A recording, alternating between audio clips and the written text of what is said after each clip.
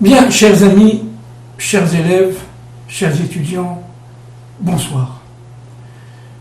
Tout à l'heure, nous avions évidemment très synthétiquement parlé de ces différents degrés d'ascension du peuple d'Israël avant de devenir la finalité essentielle de sa fonction, ce qu'on appelle, ce que les Rachamim appellent la Knesset Israël.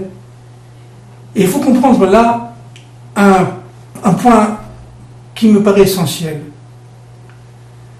Les nations attendent, même si elles ne savent pas, évidemment, même si on n'en a pas conscience, évidemment. Les nations attendent le réveil d'Israël. Les nations attendent qu'Israël fasse sa fonction.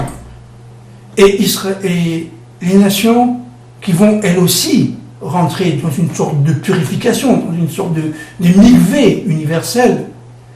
Et ça va faire peur, ça va faire mal. Et on va risquer de mourir. Et il y en a malheureusement qui vont mourir parce qu'ils n'ont pas la capacité de transmutation. Eh bien, Israël, dans ce temps qui est un temps dur, un temps redoutable, où Akadosh Baruch Hu va purifier le monde, et le monde va devenir un véritable mikvé. Et dans le mikvé de ce mikvé, il y aura évidemment la terre d'Israël, qui elle va jouer un rôle absolument fondamental. Elle va permettre au peuple juif de devenir Knesset Israël. Alors qu'est-ce que ça veut dire? Ça veut dire que, en fait, à ce niveau-là, on rentre dans un monde qui n'est pas encore le nôtre. Alors évidemment, le Mashiach ben David, lorsqu'il viendra, nous expliquera. C'est un monde où chaque point d'Israël est relié à un monde, à, disons, un espace universel. Par exemple, si je touche à Jérusalem tel point, je touche New York. Si je touche à Jérusalem tel autre point, je vais toucher Paris, etc., etc. C'est-à-dire que vous voyez, ça va jouer le rôle comme d'une oreille, ou dans l'auriculologie, ou le pied. Lorsqu'on touche quelque chose, on touche un organe. Et à ce niveau-là, au niveau de la Knesset Israël, chacun sera à sa place dans la terre d'Israël, chacun selon sa tribu, chacun selon tout simplement la volonté divine, dans la reconnaissance de son propre essence, parce que ça va demander beaucoup de temps pour comprendre un peu qui nous sommes. Et à partir de ce moment-là, chacun fera sa fonction, et sa fonction sera automatiquement universelle. Et je m'explique. Prenons l'exemple du Mashiach ben David, quand il viendra, Bezrat Hashem, bientôt et de nos jours, et si Dieu veut, dans la paix universelle, et dans le shalom, et dans l'amour. Le Mashiach ben David, lui, il va être en fait entouré de, comme on dit en hébreu, de Kehilot. Vous voyez, le Kahal.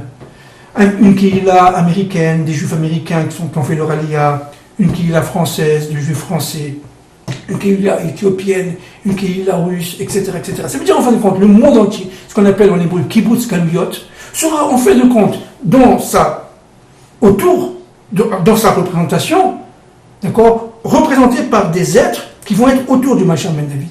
Et lorsque le Mashiach ben David parlera, il parlera à travers ces êtres qui sont des êtres issus de ces peuples.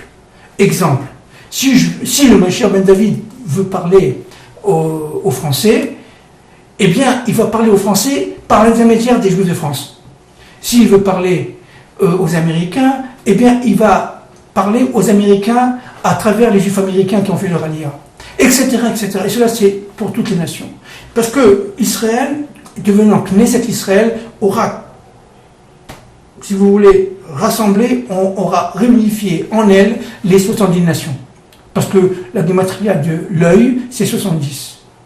C'est-à-dire que tant qu'Israël n'a pas pris conscience par la Kehila de l'union de ces forces-là, et qu'elle n'a pas pris conscience que d'elle sort, en fin de compte, la responsabilité universelle du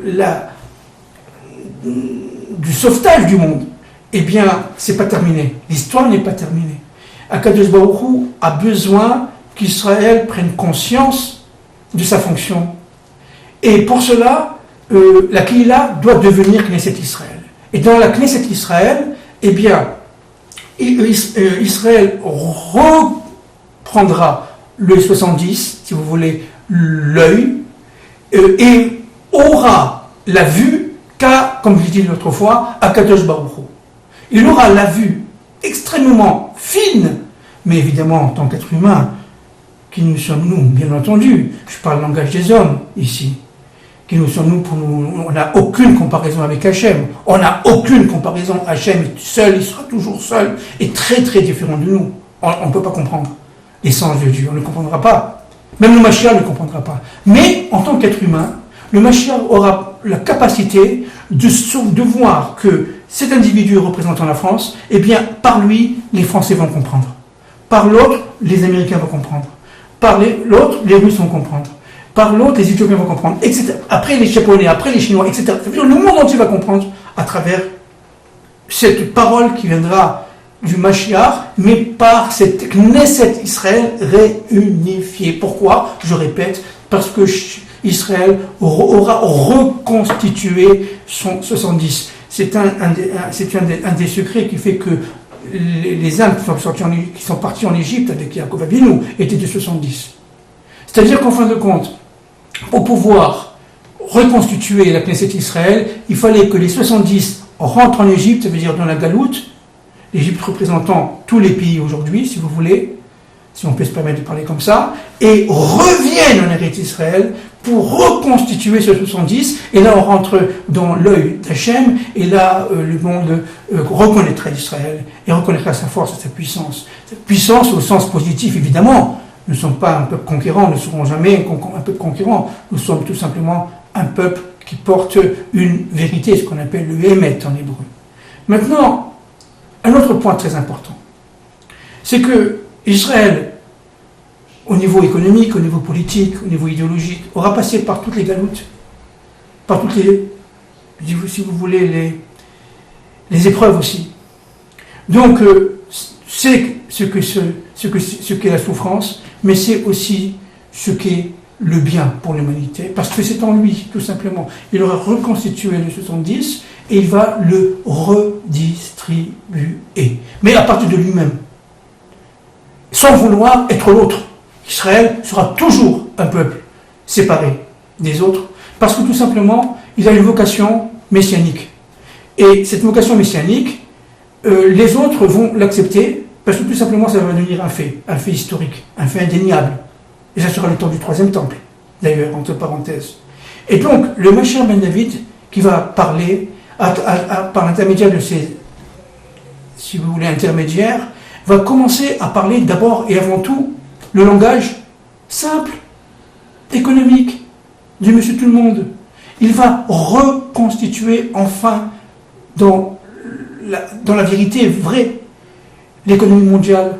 Il va reconstituer dans la vérité vraie, ça veut dire en unifiant l'ensemble des systèmes économiques, politiques, etc. Un système mondial non pas fondé, on verra après, sur la mondialisation telle qu'on la connaît aujourd'hui, mais sur la mondialisation telle qu'on la connaît aujourd'hui à l'envers. Son travail, c'est de la remettre à l'endroit. C'est-à-dire de remettre les choses telles qu'elles sont, fondamentalement, selon le projet du Créateur, le projet 1. C'est-à-dire, en d'autres termes, toute l'histoire est juste, toute l'histoire fait partie de la volonté divine, mais malheureusement, cette histoire a été construite à l'envers. On le verra après, on le verra dans mon étude que j'avais entreprise il y a quelques années déjà, et on approfondira énormément ce thème, et c'est très très important de comprendre que la mission, je répète, d'Israël, devenue Knesset Israël, c'est de pouvoir, à partir du Mashiach, influencer le monde pour le bien, et expliquer au monde quelle est la fonction de chacun des non-juifs, que ce soit en tant que collectivité, ou même en tant qu'individu, parce qu'il n'y a pas dans ce monde d'individus qui n'ont pas d'essence et qui n'ont pas de raison d'exister. La vie est chère, la vie est fondamentale, vive la vie, qu'on soit chinois, hindou, égyptien ou ce que vous voulez, vivent la vie. La vie est l'élément fondamental, puissant, un véritable bijou que Dieu nous a donné et qu'il faut protéger coûte que coûte.